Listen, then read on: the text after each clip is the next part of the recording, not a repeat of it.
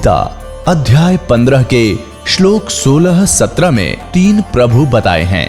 ये 3 प्रभु कौन हैं? किस प्रभु की शरण में जाने के पश्चात जन्म और मरण समाप्त हो सकता है? 3 प्रभुओं में सबसे उत्तम परमात्मा कौन है? कैसा है? उसका क्या नाम है? इन सभी गूढ़ रहस्यों को जानने के लिए अवश्य सुनिए जगत गुरु तत्वदर्शी संत रामपाल जी महाराज के अमृत वचन। वो परमात्मा थे और कर्म इसलिए कर रहे थे कि भाई मेरे से निर्धन कोई नहीं, और परमात्मा पाने के लिए सत भक्ति हो, चाहे गरीब हो चाहे अमीर हो, क्योंकि उन्होंने राजाओं को भी दीक्षा दी और सेठों को भी, साहूकारों को भी दीक्षा दी, लेकिन उनको सच्चाई से परिचित कराया कि मोक्ष पाने के लिए ये बकवाद संसारिक छोड़नी पड़ेगी, तभी मुक्त होगी। तो इसलिए यहाँ गरीबदास जी कहते हैं कि वो दास बनकर उतरे। जैसे रामानंद जी को परमात्मा सचखंड लेकर गए, सतलोक शाश्वत स्थान पर, स्वामी रामानंद जी को फिर वापस छोड़ा, तब कहा था दोहू ठोर है एक तू भया एक से दो। दोहू ठोर है एक तू, ऊपर भी आप ही हो, नीचे भी आप ही हो।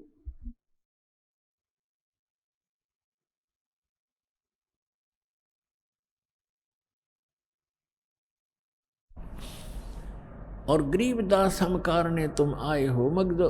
गरीबदास जी ने अपनी वाणी में लिखा है, गरीबदास जी की इसलिए नाम लिया जाता है, जैसे तुलसीदास जी की उन चौपाइयों में उनका नाम तुलसीदास होता है, लेकिन महिमा श्री राम की ही होती है। तो गरीबदास जी चित्रण कर रहे हैं, और रामानंद जी ने जो देखा, जो बोला, जो सोचा, बोलत रामानंद जी सुनो कबीर करतारे, गरीबदास सब रूप के तुम ही सिरजनहारे।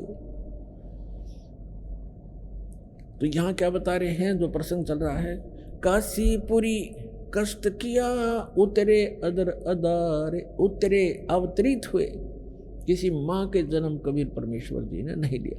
मोमिन को मुजरा हुआ जंगल में दीदारे, कोट किरण शशि भान सुध, आसन अधर विमान, और परसत पूर्ण ब्रह्म को ये शीतल पिंड और प्राण।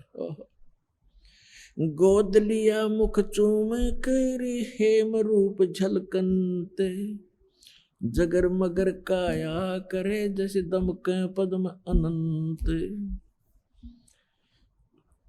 काशी उमटी गुल भया उस मोमिन का घर घेरे, कोई कहे ब्रह्मा विष्णु है, कोई कहे इंद्र कुबेर, कोई कहे वरुण धर्मराय है, कोई कहते ईसे, 16 कला सुभान गति, कोई कहे जगदीश। भक्ति मुक्ति ले उतरे वो मिटन तीनों ताप, मोमन का डेरा लिया फिर कहे कबीरा बाप। दूध न पीवन अन्न भखे है, ना पालन झूलंत, अधर अमान ध्यान में कमल कला फूलंत। कोई कहे ये छल ईश्वर नहीं, कोई किन्नर कहलाए, कोई कहे ये गण ईश का जो जो मात्र सावे। अब जो भी आके देखे, कोई अपनी अपनी सोच से लड़के की महिमा बता रहा है। कोई कहे ये वरुण है, जल का देवता, और कोई कहे ये तो इतना, इसके चेहरे से ऐसी झलक, ऐसी रौनक है कि ये तो ऐसा लगता है कि यहाँ का कोई धर्मराज प्रकट हो गया। अब जिसकी जितनी आत्मा निर्मल थी, भगवान उसा ही दिखा था उसे। कोई कहे ये, कोई कहे ये ईश, ये तो भगवान है, और 16 कला सुभान गति, कोई कहे जगदीश। फिर कहते हैं कोई कहे छल ईश्वर नहीं, कि ईश्वर नहीं है, ये कोई देव है, कोई गण है, कोई किन्नर है, और कोई कहे गण ईश का जो जो मात रिसाए। खलक मुल्क देखण गया ये राजा प्रजा रीत। राजा भी प्रजा भी देखण आए उस परम पिता के छोटे से बच्चे को, इतना सुंदर थे। जम्बू दीप जिहान में वो उतरे शब्द अतीत। इस जम्बू दीप में, इस अपने भारतवर्ष के अंदर वो परमात्मा अवतरित हुए, शब्द रूपी उतरे अविनाशी रूप में। दुनी कहे यो देव है और देव कहते हैं ईश। ईश कहे पर ब्रह्म है ये पूर्ण विश्व बीस। अब दुनिया दुनिया का यो देवता दिखे और देवता कहते हैं ऊपर से कि नहीं ये तो भगवान है। वो किसने भगवान माने हैं? विष्णु जी को देवता, और विष्णु जी कहते हैं नहीं ये तो पूर्ण ब्रह्म है, विश्व बीस, पार ब्रह्म है, पूर्ण विश्व बीस, इसमें कोई शक नहीं। और फिर क्या बताते हैं? भक्ति मुक्ति ले उतरे। ओए जैसे ऋग्वेद मंडल नंबर 9 सूक्त 95 के मंत्र 2 में कहा कि वो परमात्मा आके और घूमता फिरता है, चलता फिरता है, एक कवि की तरह आचरण करता हुआ। ऋग्वेद मंडल नंबर 9 सूक्त 94 के मंत्र 1 और मंडल 9 सूक्त 95 के मंत्र 2 का सारांश है कि वो परमात्मा, इसका सारांश है कि वो परमात्मा कवियों की तरह आचरण करता है, अपने मुख से अपनी वाणी से बोल बोल के ज्ञान सुनाता है, और वो ऐसे गूढ़ मंत्रों को, गुप्त मंत्रों को प्रकट करता है। तो यहाँ गुप्त ज्ञान को और गुप्त मंत्रों को प्रकट करता है। जैसे कबीर साहब ने कहा कि सोहम शब्द हम जग में लाए और सार शब्द हमने गुप्त छपाए। तो सोहम शब्द आप जी को किसी भी वेद, गीता और पुराणों में नहीं मिलेगा। ये परमात्मा ने आके प्रकट किया। सार नाम अभी तक कति डिस्क्लोज नहीं कर रखा था। सोम सोम तो बहुत से लोग, ये संत भी लागे अनअधिकारी होते हुए भी मंत्र देते रहते हैं। ये है यूं, इस मंत्र को ये देने के अधिकारी भी नहीं, इस दास के अतिरिक्त विश्व में नहीं कोई। और वो सार नाम है, वो तो इनका हवा भी नहीं लगन दी दाता ने, वो दास के पास है। इस कंप्लीट कोर्स से ही ट्रीटमेंट होगा। तो क्या बताया है? भक्ति मुक्ति ले उतरे, लेकर अवतरित हुए। भक्ति मुक्ति ले उतरे ये मिटन तीनों ताप। मोमन के डेरा लिया ये कहे कबीरा बाप। एक मुसलमान के, मोमिन मुसलमान के घर, दुल्हे के घर वहां रहने लगे और उसको बाप, पिताजी कहते हैं, बाबा पापा कहते हैं। दुल्हे नीरू को कहते पिता कहते हैं। दूध न पीवे न अन्न बखे, नहीं पलने झूलनते। अधर अमान ध्यान में वो कमल कला फूलनते। अब गरीबदास जी कहते हैं ना दूध पीवे ना अन्न खावे, लेकिन और स्वस्थ ऐसे हैं जैसे कमल का फूल होता है। कमल कला फूलंत, कमल का फूल की एक ऐसी परमात्मा ने उसमें शक्ति दी है, ऐसा गुण दिया है कि कमल का फूल किसी सरोवर में हो और वहां कितनी स्पीड से पानी प्रवेश हो जा और वो साथ की साथ बढ़ता चला जाता है। चाहे कितना ही बढ़ जा, कितना ऊंचा, वो साथ बढ़ता चला जाएगा, उसको ऊपर ऊपर पहुंच रहेगा परली सतह पर। तो परमात्मा कहते हैं कि गरीबदास जी कहते हैं परमात्मा ना दूध पीवे ना अन्न खावे और फिर भी स्वस्थ ऐसे न फूल रहा शरीर, जैसे स्वस्थ हो जैसे बच्चा प्रतिदिन किलो दूध पीता हो, 1 किलोग्राम, इतना स्वस्थ शरीर। अब जब नीमा ने देखा कि, नीरू ने भी देखा कि ये बालक कुछ खा रहा नहीं, पी रहा नहीं, 1 दिन बीता, 2 दिन बीते, 4 दिन बीते, 10 दिन, 20 दिन और 25वें दिन कति चिंतित हो गए वो। और नीमा ने तो यहाँ तक ठान ली कि हे भगवान शिव, या तो आपने देना नहीं था और परमात्मा दे दिया तो ले रहे हो। अब मैं जीऊं नहीं, इस बच्चे के साथ मरूंगी। अब मैं जी नहीं सकती, इसमें मेरा इतना मोह बन गया, इतनी ममता बन गई है। ये फाइनल फैसला कर लिया था। और अंतर्यामी सामने बालक रूप में लेटे हुए थे। उनको पता था कि आज यह बुढ़िया पक्की मरेगी। मैं तो मरूं नहीं, क्यों ये कह रही है कि बालक मरेगा तो मैं भी मरूंगी, पर यह चिंता चिंता में मर लेगी।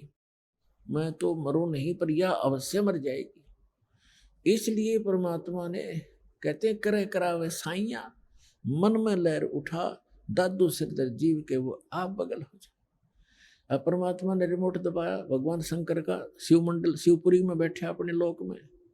एकदम कसक हुई कि मुझे किसने पुकारा है। बेशक वो मुसलमान बन गए थे, लेकिन अपनी आराधना और अपनी अर्जी भगवान शंकर को ही लगाया करते थे। वैसे तो पुण्यात्माओं धीरे धीरे ज्ञान की रोशनी होगी।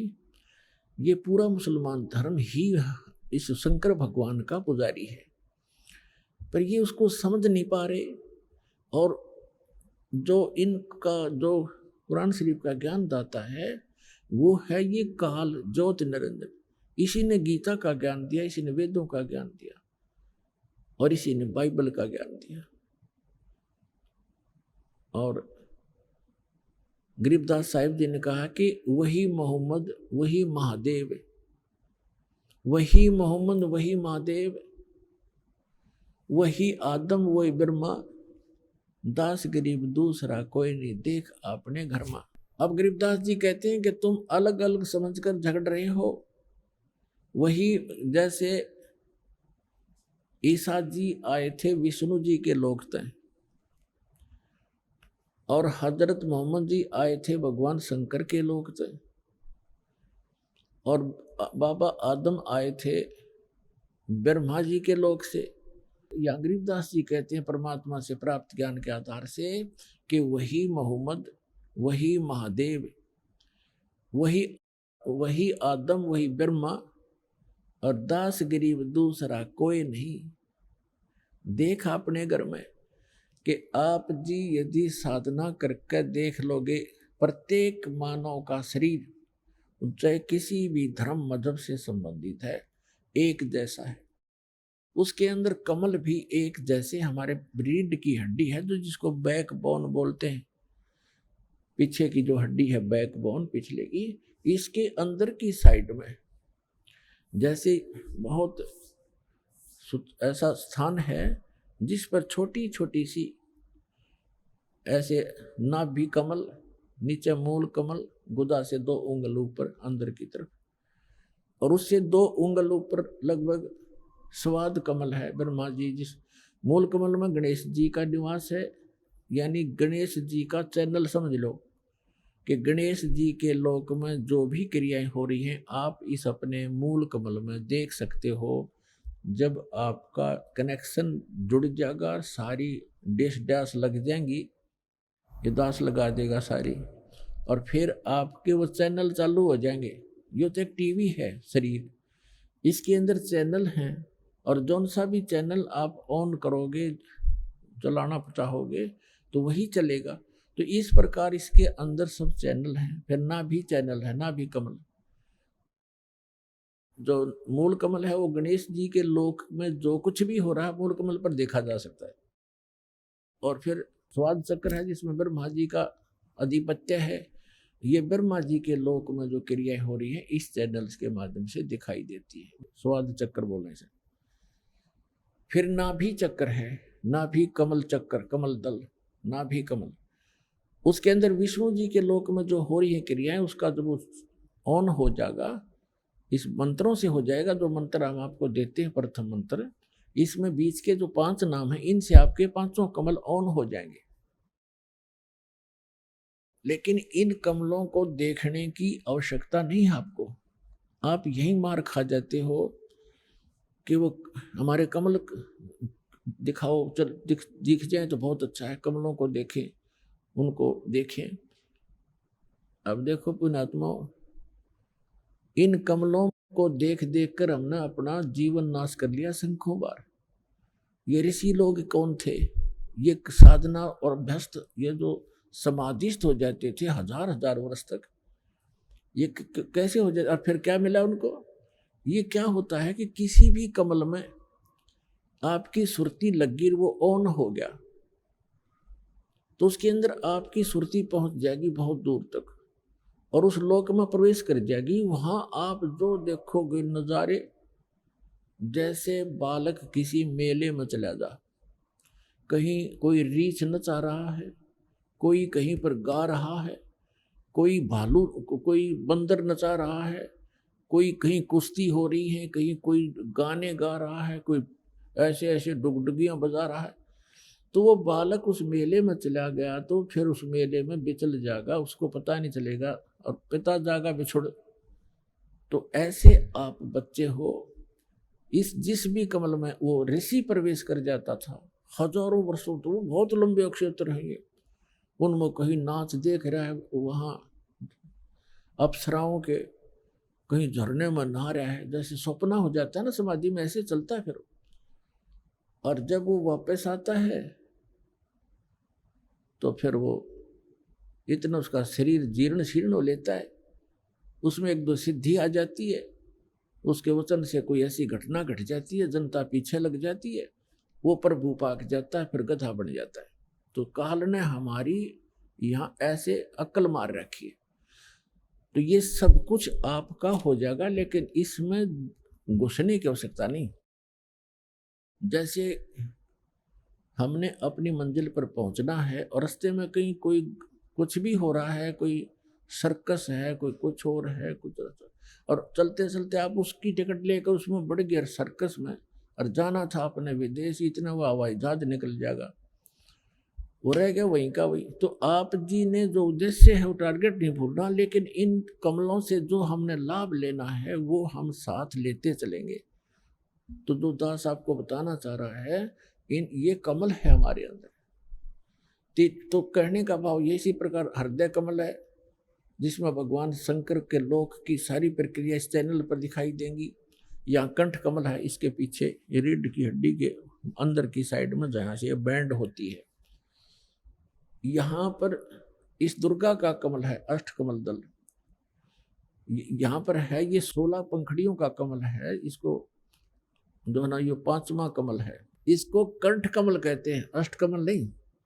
जैसे एक मूल कमल, फिर स्वाद कमल, चक्कर कहो चाहे कमल कहो, फिर नाभि कमल, विष्णु और लक्ष्मी जी का वहां पर नजारा दिखाई देता है, फिर हृदय कमल इन दोनों सतनों के बीच में, और यहाँ दोनों सतनों के बीच में उधर से ऊपर, यहाँ इसकी रीढ़ की हड्डी पर अंदर की तरफ एक हृदय कमल है, जिसको हृदय कमल कहते हैं, जिसकी 12 पंखड़ी हैं। ये कंठ कमल है, इसमें 16 पंखड़ी है और दुर्गा जी का निवास है। तो यहाँ कहना चाहते हैं गरीबदास जी कि वही मोहम्मद, वही महादेव, वही आदम, वही ब्रह्मा, और दास गरीब दूसरा को नहीं, कोई नहीं। देख अपने घर में, यदि आप अपने चैनलों को ऑन कर लोगे, देख के देखो, आप विश्व शिवलोक के अंदर प्रवेश करोगे, आपको वहां बैठे दिखाई देंगे ये मोहम्मद और सारे ये पीर पैगंबर। वहां एक अलग से पितरलोक है, प्रत्येक इस भगवानों की नगरी है, अलग अलग इनके स्थान हैं, इनके लोक हैं, और प्रत्येक में अलग अलग स्वर्ग है।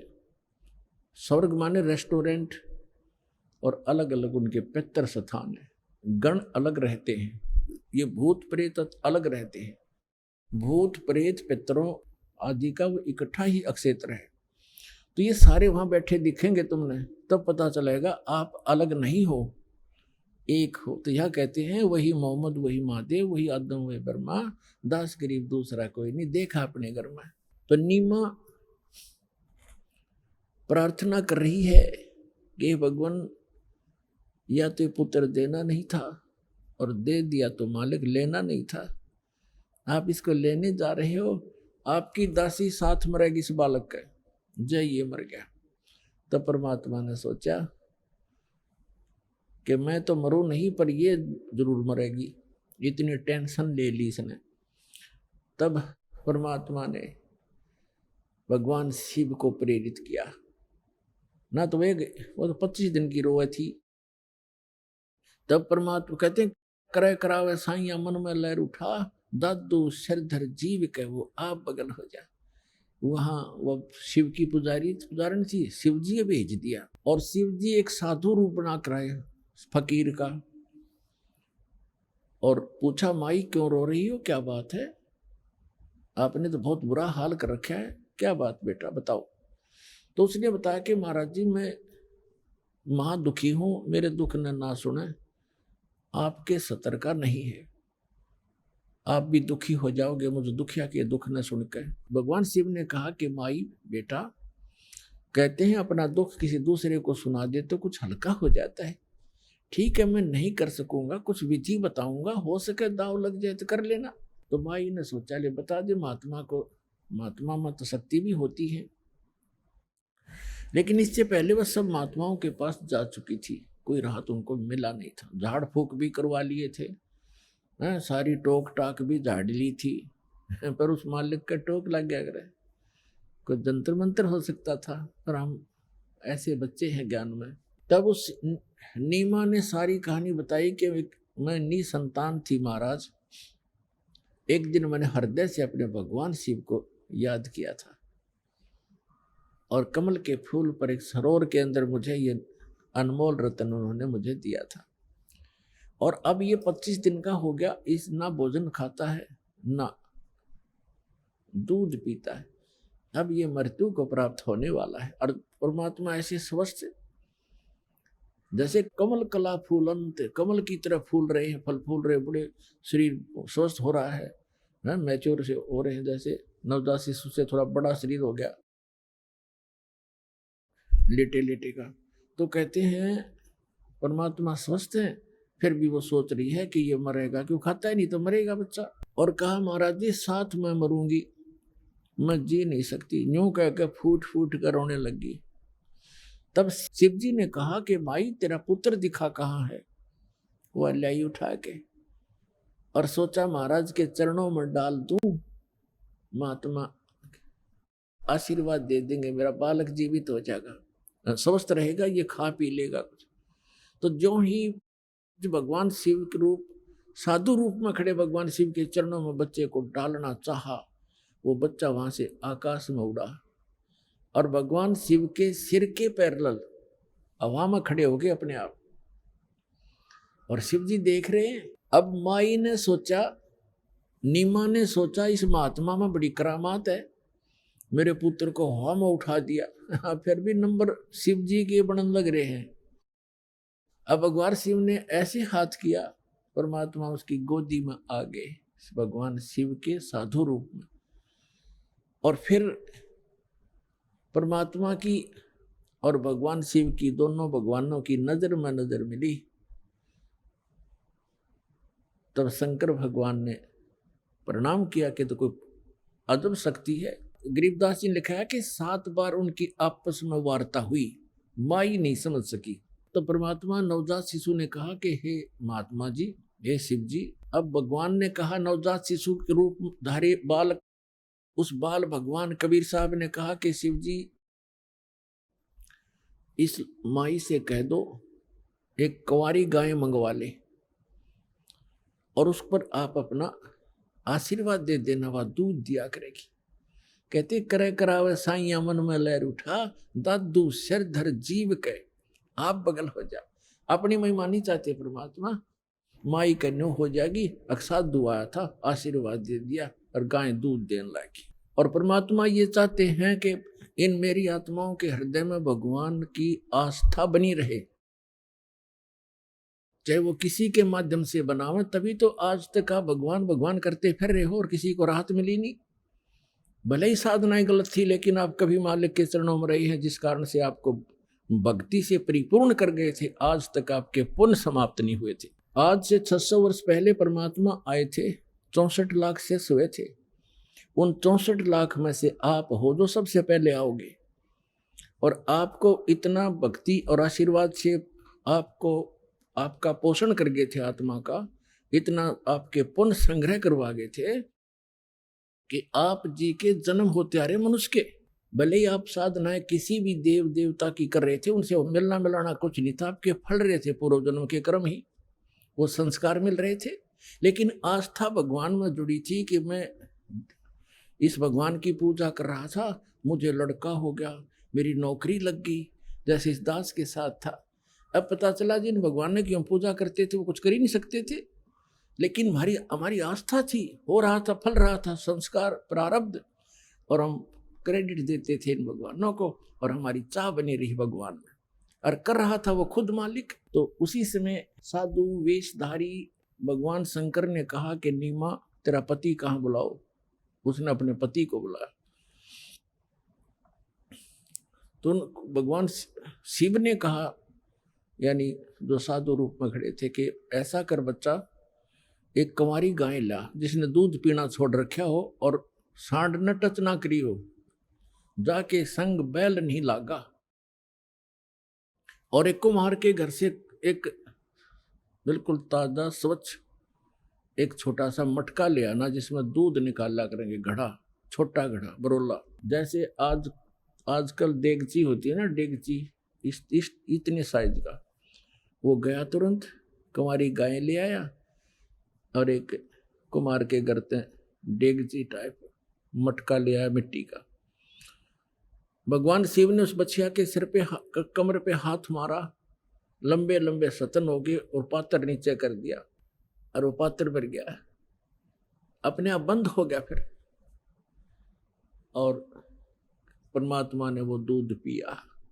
तब उस बुढ़िया के, उस माई को विश्वास हुआ कि अभी वो मरे नहीं, और महात्मा के चरण छुए, सो नमस्कार करे, आप तो सचमुच भगवान आ गए। इस प्रकार परमात्मा ने दूध पिया। अपने आत्माओं देखो, अब हम सबसे पहले परमात्मा की पहचान करेंगे, तब हमारे हृदय में आस्था बनेगी। हु इज गॉड, परमात्मा कौन है।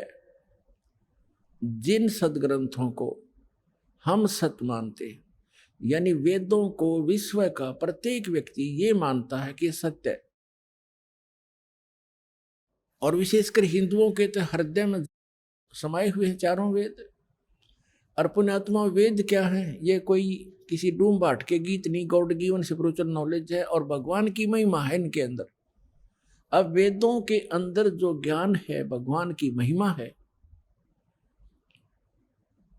वो क्या करता है, कैसी लीला करता है, और वो किसी ने कर रखी हो पृथ्वी पर, तो who is God, he is God, वो है परमात्मा जिसने वेदों में लिखी हुई लीला कर रखी हो, वो प्रमाणित करते हैं। पहले गरीबदास जी की वाणी से सुनाते हैं, उसके बाद आपको वेदों और परमात्मा की महिमा से प्रमाणित करते हैं। भक्ति मुक्ति ले उतरे वो मेटन तीनों तापे, तीनों तापों का नाश करने की एक ऐसी जड़ी लेकर अवतरित हुए, ऐसा मंत्र लेकर अवतरित हुए कि तीनों तापों का भी नाश उससे हो जाएगा। जैसा कि आपको कथा सुनाई थी, महाभारत के अंदर पांडवों ने बंधु घात किया था, उसके लिए अश्वमेध यज्ञ किया था।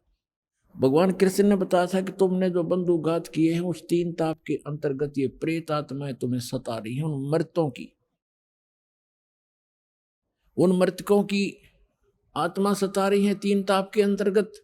उसके लिए अश्वमेध यज्ञ किया गया था, लेकिन किसी की भी ऋषि महर्षि श्री कृष्ण जी के भोजन खाने से वो शंख नहीं बजा था, यानी वो यज्ञ संपूर्ण नहीं हुआ। यज्ञ संपूर्ण होगा तो वो तीन ताप कटने थे। तो क्या बताते हैं, 33 करोड़ यज्ञ में आए वो 88 सारे, 33 करोड़ देवता, 88,000 ऋषि, 12 करोड़ ब्राह्मण, 56 करोड़ यादव, सब उस यज्ञ में भोजन खा चुके थे, शंख नहीं बजा था।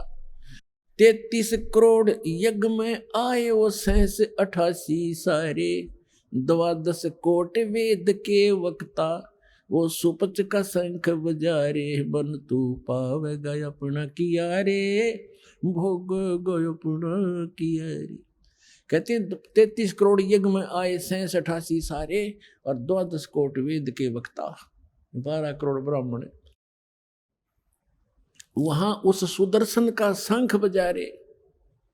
सुदर्शन से शंख बजा रहे, वो परमात्मा स्वयं आ रहे थे।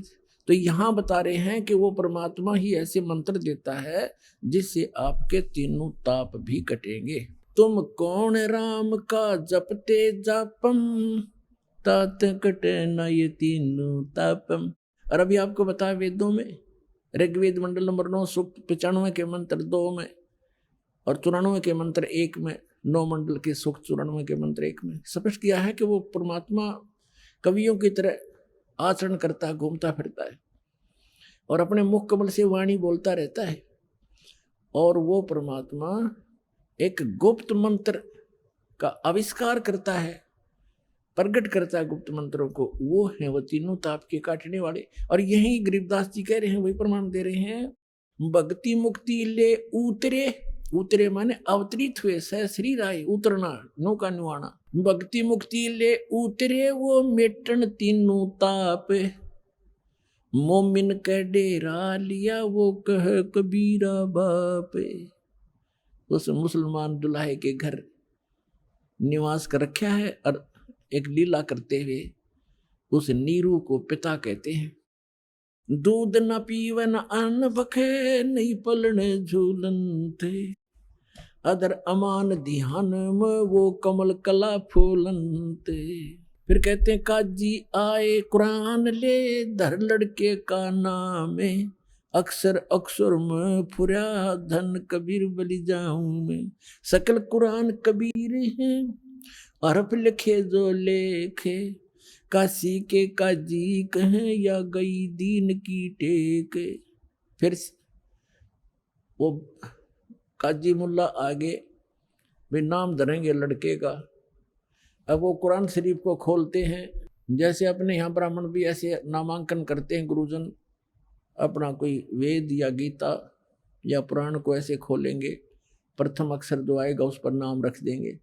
ऐसे उन्होंने कुरान शरीफ को खोला, उसमें लड़के का नाम खोजने लगे। उसमें सबसे पहले सूरत फुरकानी वाला कबीरा मिल गया, कबीर। तो उन्होंने सोचा कबीर का अर्थ बड़ा करते हैं ये लोग कि दुल्हे का लड़के को का बड़ा नाम रखना ठीक नहीं, अच्छा नहीं लगता। तो उन्होंने फिर गुस्ताखी करी, दोबारा कुरान शरीफ बंद की, फिर खोला मंत्र बोलकर। तो दूसरी बार पूरे के पूरे उस पृष्ठ पे, दोनों पृष्ठों पे कबीर कबीर कबीर लिखा और कोई लेख नहीं रहा। फिर और पलट कर देखा, सारी कुरान को, वो जो पुस्तक वो ले रहे थे वो सारी के अक्षर कबीर कबीर हो गया पूरी में।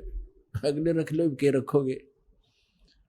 और परमात्मा बोले एक आजियो मेरा नाम कबीर ही रहेगा। अब वो कुरान में कुछ और अक्षर रहे नहीं, वहीं पटक कर चले गए और कबीर नाम मालिक का प्रसिद्ध हुआ। शिव उतरे शिवपुरी से ये अवगत बदन विनोद, मैं के कमल खुशी भये जब लिया ईस को गोद। परमात्मा को गोदी में ले लिया। शिव उतरे शिवपुरी से, अपने लोक से आए, शिव मंडल से, शिव के धाम से। और मैं के कमल खुशी भये लिया ईस को गोद, कबीर साहब बच्चे को गोद में ले लिया। नजर नजर से मिल गई किया ईस पर्ण में, धन मोमन धन पूर्ण धन काशी बलि जाऊं मैं।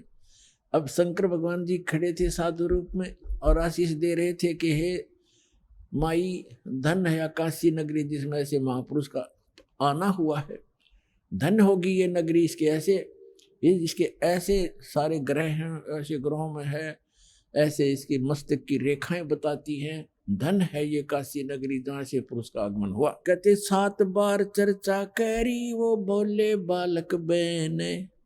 बालक 25 दिन का बालक बोलता है और 7 बार बोले श्री भगवान शंकर जी से। 7 बार चर्चा करी वो बोले बालक बहने, शिव को कर मस्तक धरा ला मोमिन एक धेनु। हे मोमिन, हे मुसलमान, हे बच्चा, जा एक धेनु, एक गाय लिया, अन ब्यावर को दूहत है दूध दिया तत्काले। कंवारी को दूहत है दूध दिया तत्काले, पीवे बालक ब्रह्म गति ता शिव भय दयाल। अपना तो इतना समय नहीं, अब परमात्मा की महिमा तो आज शुरू हुई थी आज ये 5 दिन पूरे हो गए। इतनी महिमा इस परमात्मा की। एक तो अब पहले आप जी को दिखाते हैं। अभी तो दास ने वर्बली बताया, आदरणीय गरीबदास साहिब जी जो परमेश्वर से मिले थे और उनकी दिव्य दृष्टि खोली थी, उस आधार से पूर्व की घटनाएं जो की तो लिखी सच्चाई कि कंवारी गायों का दूध पिया परमेश्वर ने, शिव जी ने उसके कमर पर हाथ रख दिया, उसने दूध दिया और फिर वो देती ही रही कंवारी गाय और परमात्मा दूध पीते रहे। फिर दूसरी गाय लाए उसने, जब वो छोटी, फिर दूसरी लाए उसने भी ऐसे ही। तो ऐसे चलता रहा, कंवारी गायों का दूध परमात्मा पीते हैं। तो ये तो आपने गरीबदास जी की वाणी से सुना। अब वेदों को, मैं भगवान की महिमा है, अब आपको वेदों से प्रमाणित करता हूं। ये देखिएगा ऋग्वेद मंडल नंबर 9, ऋग्वेद मंडल नंबर 9, ये कहां से प्रकाशित है, किसने छापा है? ये है, प्रकाशक है सर्वदेशी कार्य प्रतिनिधि सभा, महर्षि सिद्धांत भवन, रामलीला मैदान, नई दिल्ली से। और ये देखिएगा, ये इसका अनुवाद करता है, यहां से ये मुद्रित है। अब आपको दिखाते हैं ऋग्वेद मंडल नंबर 9 सूक्त 1 का ये मंत्र नंबर 9, ये 9 नंबर है। इसमें क्या लिखा है कि अभी अधन्या उत्सृणंती धेनव शिशुम, ये शिशु शब्द है इसके अंदर, सोम इंद्राय पातवे। इसका अनुवाद किया है इन्होंने आर्य समाज के, आर्य समाजियों ने ही, लेकिन ये थोड़ा सा गलत करके दास उसको ठीक करेगा। उस सोम, सोम माने परमात्मा, उस सोम स्वभाव वाले पुरुष नहीं परमात्मा। देखो सोम माने ये स्वयं ही, यहां देखना, यहाँ पर ये खुद ही लिख रहे हैं प्रथम मंत्र में, प्रथम 9 मंडल नंबर 9, 9वां मंडल सूक्त नंबर 1 का मंत्र नंबर 1 में ये सोम माने सोम स्वभाव वाला परमात्मन, हे सोम स्वभाव परमात्मन, ओ सोम माने परमात्मन। तो इसमें ये सोम शब्द है यहाँ पर। अब ऋग्वेद मंडल नंबर 9 सूक्त 1 मंत्र 9 को पढ़ रहे हैं हम, 9 को। इसमें लिखा कि इस, उस, इमम माने उस, सोम माने परमात्मा को, शिशुम जो बालक रूप में प्रकट होता है, शिशु रूप में, ये कुमार अवस्था में ही। अभी अधन्या, अधन्या माने अहिंसनीय, अहिंसनीय लिख दी अपने आत्मा। देनो माने गौवे, अभी माने पूर्ण रूप से, सब प्रकार से, पूर्ण रूप से। अधन्या अहिंसनीय कर दिया इन्होंने, ये अनुवाद गलत कर रखा है। इसका अर्थ बनता है जैसे हमारे यहाँ क्षेत्र में हरियाणा के अंदर जो गाय नए दूध नहीं होती गऊ, उसको कहते हैं ये बिना धनाई है, बिना धनाई। अधन्या जो गर्भ ना धारण किया हो, और अभिअधन्या यानी पूर्ण रूप से जो बिना धनाई, कंवारी। अभिअधन्या का माने है कंवारी, जिसको बैल ने कभी टच ना किया हो, यहां स्पष्ट इसका अर्थ बनता है। अब देखें ऋग्वेद मंडल नंबर 9 सूक्त नंबर 1 का यो मंत्र नंबर 9 पढ़ रहे हम। उस, इसका अर्थ ये बनता है उस अमर पुरुष को, उस अमर पुरुष अर्थ जो शिशु रूप में प्रकट होता है, उस अमर पुरुष की परिवर्ष की लीला, ये कहते हैं। इनका अर्थ पढ़े पहला, उस सोम स्वभाव वाले पुरुष को यानी परमात्मा को जो शिशु रूप में प्रकट होता है। अभी ये तो गलत कर रहे हैं, कुमार अवस्था में श्रद्धालु पुरुष को जो शिशु रूप में प्रकट होता है, अभी सभी प्रकार से। अधन्य माने कंवारी, धेनव माने गौवें, तृप्त करती हैं, तृप्त करती है माने उसका पालन पोषण करती है, परवरिश की लीला होती है। तो इसका अर्थ है उन कंवारी गायों के द्वारा उस शिशु रूपधारी परमात्मा, बालक रूपधारी अमर पुरुष की परवरिश की लीला होती है। कंवारी गायों द्वारा अभी अधन्या धेनव शृणंती तृप्त करती हैं, शिशु माने शिशु रूप में प्रकट परमात्मा को। अपनात्माओं, ये तो हमारे वेद बताते हैं कि वो अमर पुरुष जब शिशु रूप धारण करके यहाँ आते हैं, प्रकट करते हैं अपने दूसरी प्रकार की स्थिति में, उस समय वो बालक रूपधारी परमात्मा के परवरिश की लीला कंवारी गायों द्वारा होती है। अब ये कबीर सागर है, 600 वर्ष पहले धर्मदास साहिब ने लिखा था परमेश्वर की लीलाओं को सुन सुनकर और देख देख कर आंखों देखा। तो इसमें और प्रमाणित करते हैं आपको, देखिए कबीर सागर।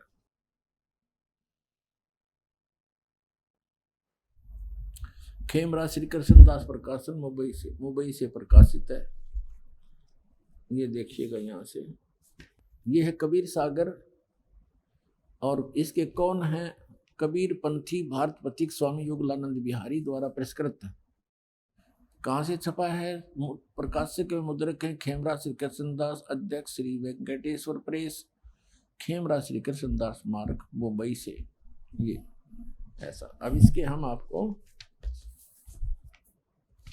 अब यहाँ थोड़ा सा सुनाएंगे, समय का अभाव है। अब इसमें लिखा है ज्ञान सागर के अंदर कि सुन जुल्हा मन भयो आनंदा, जिमी चकोर पायो निशी चंदा, रात्रि में जैसे चकोर ने चांद दिख जा, इतना खुश होया बच्चे को पाकर। और सुत ले चले हर्ष मन कीन्या, तासो पुन असबोल ही दीन्या। सुत काशी को ले चले लोग देखण ते आवे, अन पानी बक्से नहीं जुल्हा शोक जनावे। वो कुछ खाओ पीओ था नहीं, जुल्हा दुखी हो गया जुल्हा। तब जुल्हा मन कीन तिवाना, रामानंद सो कही उत्पाना। इन्होंने कुछ गलतियां कर दी अनुवाद लेखन में, बाद में फिर हेरफेरी कर दी। इसलिए कबीर साहब ने दया बख्शी अपनी प्यारी आत्मा गरीबदास साहिब गांव छुरानी जिला दद्दर वाले के द्वारा अपनी महिमा की वाणी पुनः प्रकट करवा रखी। और कबीर सागर में कहा है कि बर्म पंथ में गरीबदास का पंथ होगा, उसमें मेरी महिमा की वाणी फिर प्रकट होगी। इसलिए इसमें कोई गड़बड़ है तो उसे शुद्ध हो जाती है, सिद्ध हो जाती है। इसमें इन्होंने रामानंद जी से जोड़ दिया कि वो नीरू जो है रामानंद ऋषि के पास गया और उससे अपने बच्चे के दुख के बारे में बताया, यो दूध नहीं पीता। रामानंद जी ने फिर कहा कि कुंवारी गाय लाओ, तुम्हारा पुत्र कोई ज्ञानी है, विद्वान पुरुष है, ये आम व्यक्ति नहीं है। वो कुंवारी गाय लाए और फिर उसने उसके दूध से वो तृप्त हुआ।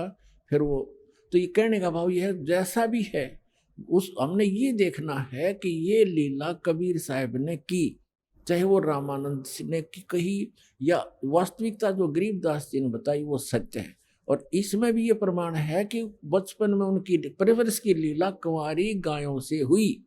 और आज तक किसी भी महापुरुष की हम हिस्ट्री खूब पढ़ चुके हैं, ये वेदों में वर्णित विधि अनुसार महिमा अनुसार किसी की भी लीला खरी नहीं है, एक कबीर साहब ने छोड़कर।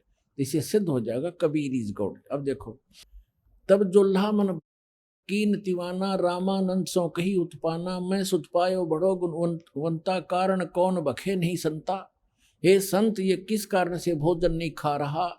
रामानंद धान तब धारा, जुल्हा सो तब वचन उचारा, पूर्व जन्म ते ब्राह्मण जाति। तो पहले ब्राह्मण था, तेरी कोई सेवा में कमी होगी, हरि सेवा की नहीं भली भांति, और कुछ तो सेवा हर की चूका, तो कुछ हर की परमात्मा की सेवा में भक्ति में चूक होगी। चाहते भयो जुल्हा का रूपा, प्रीति प्रभु गह तोर लीनी, ताते उद्धान में सुत तो दीनी। परमात्मा तेरे से प्रसन्न हो गया इसलिए तुझे वहां जंगल में पुत्र दिया।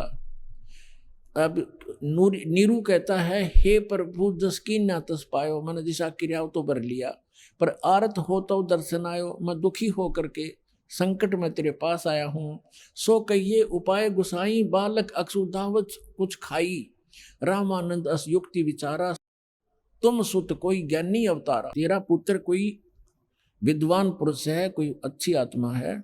बचिया जाही बैल नहीं लागा, वो बचिया ला जिसने बैल ने टच भी नहीं किया हो। सो ले ठाड़ करते ही आगा, उसके पास लाकर खड़ी कर दे। वह कुंवारी बचिया लिया। दूध चले ते थन ते दूध धरो छिपाई, अक्स उदावंत जब होवे ता कह देव खवाई। जुल्हा एक बछिया ले आया, कुंवारी बछिया, जाके संग बैल नहीं लागा। और चलो दूत कोई मरम न पावा, चलो दूत जुल्हा हरसाना, राग छिपाए काहू नहीं जाना।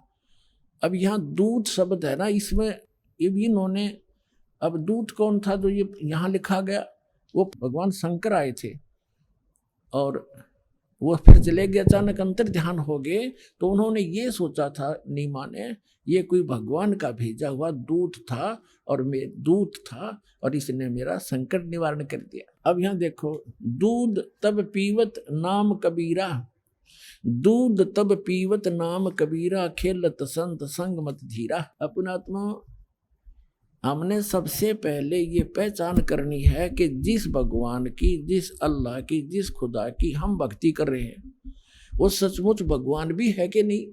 बिल्कुल सही है। अब हम कोई सौदा करने जाते हैं, लाल लेते हैं या कोई भी वस्तु लेते हैं, तो अब ये तो देख ले ये वस्तु वो है कि नहीं। तो आज आपके समक्ष हमारे पवित्र सदग्रंथ वेदों ने सिद्ध कर दिया कि भगवान जब शिशु रूप धारण करके आता है, उनकी परवरिश की लीला कुंवारी गायों से होती है।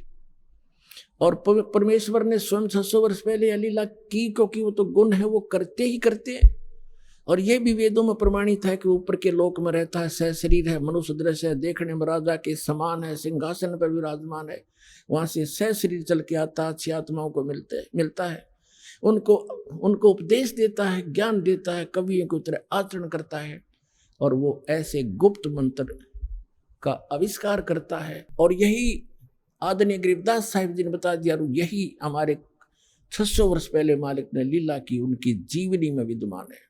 तो गरीबदास साहिब जी ने कहा है, हम सुल्तानी नानक तारे दादू को उपदेश दिया, जात जुलाहा भेद न पाया, वो काशी मोह कबीर हुआ, अनंत कोट ब्रह्मंडे का एक रति नहीं भारे, सतगुरु पुरुष कबीर हैं ये कुल के सर्जनहारे। आगे रामानंद और परमेश्वर की गोष्ठी कभी फिर सुनाएंगे। ऐसा कमाल कर रखा गरीबदास जी ने, यथार्थ चित्रार्थ कर रखी है परमात्मा की आंखों देखी महिमा। तो पुण्यात्मा, सौभाग्य आपका, आप वो बच्चे हो भगवान के जो 64 लाख में से हो, और आपको खोज रहा कहीं ना कहीं से ला करके, किसी भी माध्यम से, कोई पुस्तक के माध्यम से, कोई टीवी के माध्यम से, आप वो लाल हो उस परमात्मा के, जिसके लिए ये खुद कहते हैं, गोता मारूं स्वर्ग में और जा बैठूं पाताल। गरीबदास कबीर साहब की महिमा गा रहे हैं, गरीबदास ढूंढता फिर अपने हीरे मोती लाल। आप देख रहे हो यहाँ आसपास के क्षेत्र के लोगों को ये विश्वास नहीं हो रहा कि बरवाला में कोई आया है, और आप 1000 2000 1500 500 800 किलोमीटर से आकर मालिक के बच्चे यहाँ खींचे आ रहे हो, तो आप उस परमेश्वर की विशेष आत्मा है। वैसे तो परमात्मा ने कहा कि अब पूरे विश्व को ज्ञान दूंगा, ये सभी मेरे बच्चे हैं, ये थोड़ा लेट आएंगे, पछताएंगे, गहना रोया करेंगे इस समय को। और गरीबदास साहब कहते हैं कि ये संसार समझदा नाही, कहंदा श्याम दोपहरे नू, गलत साधनाएं कर रहे हैं, उन्हीं को सत्य मान रहे हैं। इसे गंदे लोक में इतने दुख पा रहे हैं, फिर भी कहते हैं हम ठीक ठाक हैं, यहाँ खाक ठीक ठाक है। आज से कुछ भी है, मुख्यमंत्री है, कल एक्सीडेंट में मर जाता है, खाक ठीक ठाक है, कल गधा बनेगा। तो कहते हैं ये संसार समझदा नहीं, कहंदा श्याम दोपहरे नू, जल रहे हैं धूप में, कह रहे हैं हम ठीक ठाक हैं, श्याम बता रहे हैं इसको। और गरीबदास ये वक्त जात है, रोवोगे इस पैरे नू, ये समझ जाता है हाथ से, फिर रोया करोगे। या अब इस मनुष्य जीवन में ये सत भक्ति नहीं मिली, और दास परमात्मा ने अपना कुत्ता भेज रखा, आपको जगा रहा है, और अब भी नहीं पहचानोगे तो कहते रोया करोगे इस समय को, फिर हाथ नहीं आओगा। समझा है तो सिर धर पाओ, और बहर नहीं रे ऐसा था। बोलो सतगुरुदेव।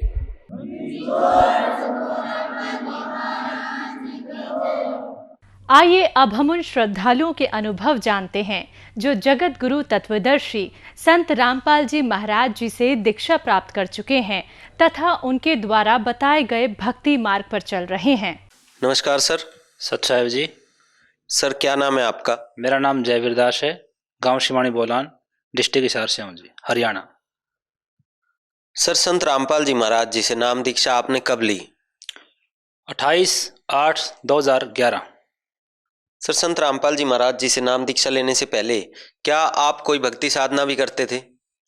जी हाँ, मैं जगत गुरु संत रामपाल जी महाराज की शरण में आने से पहले अनेक देवी देवताओं की भक्ति किया करता था, जैसे हनुमान की, शिव जी की, ब्रह्मा विष्णु महेश की, गणेश की, 2 ईंट खड़ी करके उनकी भी धोख किया करता था, झाड़ फूक भी किया करता था जी में। और मेरे पिताजी की जो समाधि बनी हुई थी, मेरे पिताजी चौड़ा छोड़ गए थे, एक संत थे नाथफन से, उसकी पूजा किया करता था जी मैं। क्या आपने इन सभी भक्ति साधनाओं के साथ साथ कोई गुरु भी बना रखे थे?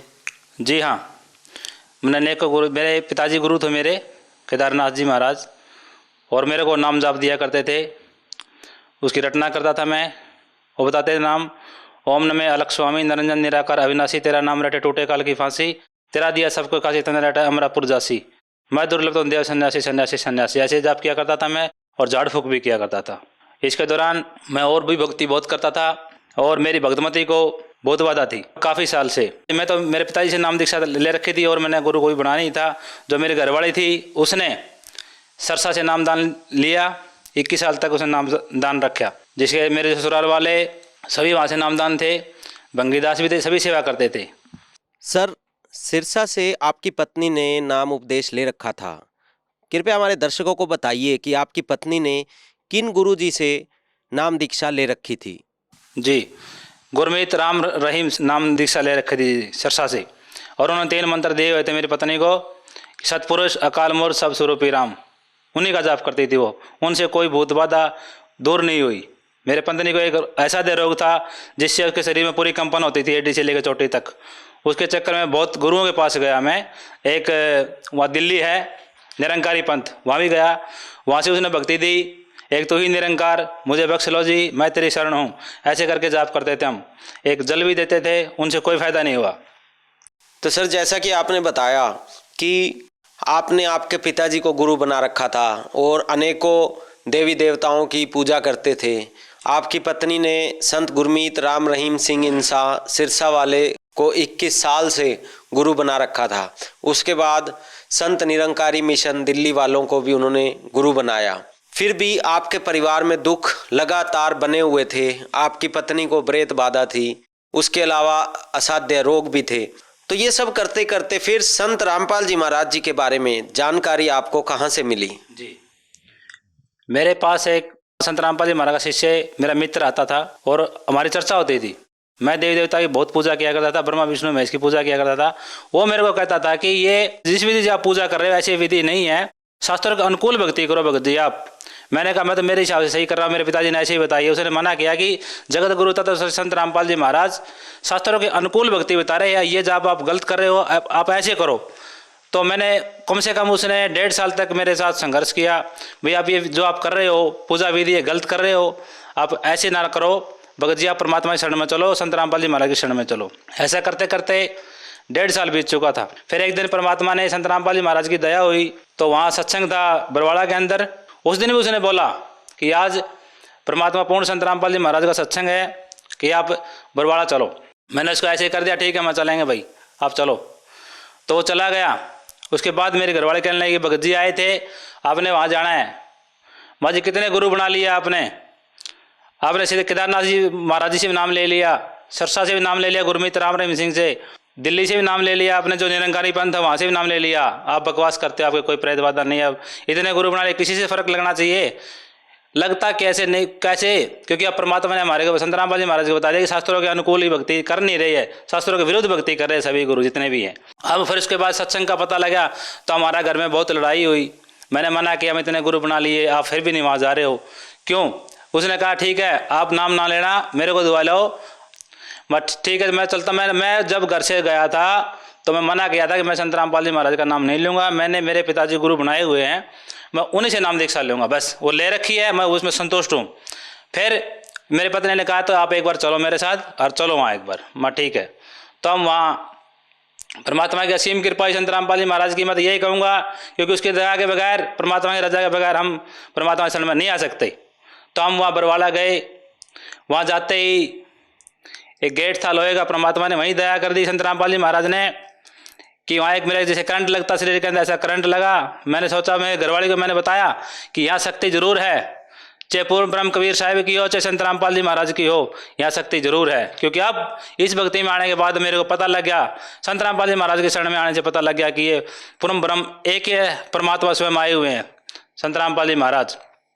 वहाँ गए, अंदर घुसे हम गेट के अंदर, तो भगत सभी इतने प्रेम से, इतने प्यार प्रेम देखा परमात्मा की दया से, बंदी छोड़ के दया से, कि सभी भगत आपसे नहीं बोल रहे सच्चा है भगत जी, सच्चा है भगत जी। ऐसे करते करते मैं अंदर चला गया, तो भगत जी बोले सच्चा है भगत जी, सच्चा है जी। यहाँ बैठो। मैं बैठ गया। भाई नाम लेना आए हो आप? माँ जी नाम लेने के लिए नहीं आया हूँ मैं, नाम दिवाने के लिए आया हूँ। बस ठीक है भगत जी आगे चलो। वहाँ बैठे, वो भी एक ही सभी भगत एक ही कह रहे हैं कि भगत जी आप नाम लेने के लिए आई हो। मैंने उनको बोला कि आपने एक ही पढ़ा पढ़ रहा है क्या नाम लेने के लिए? मैंने कहा जी नाम दिलाने के लिए आया हूँ मैं ठीक हूँ, मैंने मेरा गुरु बना रखा है संत केदारनाथ जी महाराज। बोला ठीक है भाई बैठ। और वहाँ हमारा फार्म भरा गया। और इसके बाद फार्म भरने के बाद उस भगत ने बताया कि वही परमात्मा आए हुए हैं, या सभी रोग कटते हैं, टीवी, कैंसर, एड्स, जितनी बीमारियां हैं, और ये तो कुछ भी रोग नहीं है। मैंने कहा जी 12 साल से ऐसे कंपन है और मैं इतने शाणों के पास, इतने गुरुओं के पास घूम लिया हूँ, मेरे को कोई लाभ नहीं होने मिला। ये आप सही जगह आ गए भगत जी, परमात्मा के शरण में आ चुके हैं, भगवान आए हुए हैं। बस चल देखते हैं भगवान को, आज भगवान की परीक्षा ही होगी। फिर हमने संत रामपाल जी महाराज से नाम दीक्षा ले और अपने घर आ गए। तो सर जैसा कि आपने बताया कि संत रामपाल जी महाराज जी से आपने और आपकी पत्नी ने नाम दीक्षा ले ली, तो संत रामपाल जी से नाम दीक्षा लेने के बाद क्या आपको और आपके परिवार में कोई लाभ प्राप्त हुए? जी हाँ, जगत गुरु संत रामपाल जी महाराज के शरण में आने के बाद जो मेरी पत्नी को असाध्य रोग था, कंपन थी उसके शरीर में, वो ठीक करी भगवान ने, संत रामपाल जी महाराज ने। दूसरा लाभ ये हुआ कि जो एक उसमें कॉपर्टी लगवाते हैं जो बच्चों वाली होती है, मेरी घरवाली को लगवाई थी और वो ऊपर चढ़ गई थी पेट के अंदर, और डॉक्टर ने कहा कि ये तो निकलेगी नहीं, अब इसका ऑपरेशन करना पड़ेगा, इसकी बच्चादानी ही निकालनी पड़ेगी। नर्स डॉक्टर से बात करी थी मैंने, वो ने बोले भाई 10,000 रुपये लगेगा इसका खर्चा और ये निकलवानी पड़ेगी। तो मैंने तो भाई मेरे पास तो 10 रुपये भी नहीं थे किराए के लिए, तो मैं इतने 10,000 रुपये कहाँ से लाता। तो मैं तो सिर पकड़ के बैठ गया, परमात्मा भूत प्रेत तो परमात्मा आपने दया कर दी संत रामपाल जी महाराज, अब ये बीमारी कैसे दूर होगी, अब कौन सा भगवान आएगा इसको ठीक करने के लिए। इतनी देर में परमात्मा ने, संत रामपाल जी महाराज ने दया करी कि वो भगत को मेरे पास भेजा, और उसने कहा भाई सच्चा है भगत जी। मैंने कहा भाई होगी मेरे तो सच्चा है भाई, उसके पेट में ऐसे ऐसे दर्द है। तो उस भगत ने बोला कि संत रामपाल जी महाराज के पास जा और वहीं ठीक होगा सारा कुछ। परमात्मा ने वो भी दया कर दी भगवान ने। उसके बाद गुरु जी ने कहा नहीं ऑपरेशन करवाना, संत रामपाल जी महाराज ने बोला कि नहीं ऑपरेशन करवाना, परमात्मा दया करेंगे। भगवान ने ऐसी दया करी, उसके बाद कोई पेट में दर्द नहीं है उसको, और ऐसा रोग भी ठीक हो गया, मेरी पत्नी का पेट का दर्द भी ठीक हो गया, और हम कुशल मंगल सारे मौज मस्ती से भगवान की दया से, संत रामपाल जी महाराज की दया से आज मौज कर रहे हैं जी। सर आपने बताया कि संत रामपाल जी महाराज से नाम दीक्षा लेने के बाद आपके परिवार में सुख ही सुख हो गए। आपकी पत्नी को जो असाध्य रोग था, भूत प्रेत की बाधा थी और उनके पेट में जो परेशानी थी, वो सब के सब संत रामपाल जी से नाम दीक्षा लेते ही छिन मात्र में ही दूर हो गई। तो इतने लाभ प्राप्त करने के बाद जो लाखों दर्शक आपको देख रहे हैं, आप उनको क्या संदेश देना चाहेंगे? जी संदेश तो हम जानने के लायक नहीं है, नीच आत्मा है। परमात्मा संदेश तो हमारे परमात्मा संत रामपाल जी महाराज जी देते हैं। वो कहते हैं कि मानव जन्म दुर्लभ है, ये मिले न बारंबार, जैसे तरवर से पत्ता टूट गया बोर में लगता दार। जितने भी धर्मगुरु हैं, जितने भी हैं, ये सारे शास्त्रों के विरुद्ध बता रहे हैं और संत रामपाल जी महाराज साधना बता रहे हैं और शास्त्रों के अनुकूल बता रहे हैं। जितना जल्दी हो इसके परमात्मा शरण में आओ और अपना कल्याण करवाओ। सर संत रामपाल जी महाराज से नाम दीक्षा कैसे ले सकते हैं? बहुत ही आसान कर रखा है। जगत गुरु संत रामपाल जी महाराज ने नाम दीक्षा लेने के लिए अनेक चैनलों पर संत रामपाल जी महाराज के सत्संग आते हैं। उनके नीचे जो लाइन चलती है नंबरों के, आश्रम के जब सभी नंबर दिए हुए हैं, आप उन नंबरों पर संपर्क करें और आश्रम से आपको एक नाम दीक्षा जो नज़दीक की नाम दीक्षा केंद्र है उसका पता बता दिया जाएगा। नाम दीक्षा लेकर संत रामपाल जी महाराज जी से अपना अनमोल जीवन सफल बनाएं।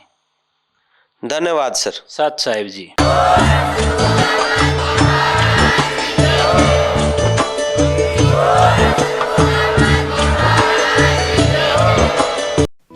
आप सुन रहे थे जगत गुरु तत्वदर्शी संत रामपाल जी महाराज के मंगल प्रवचन। अधिक जानकारी के लिए संपर्क करें।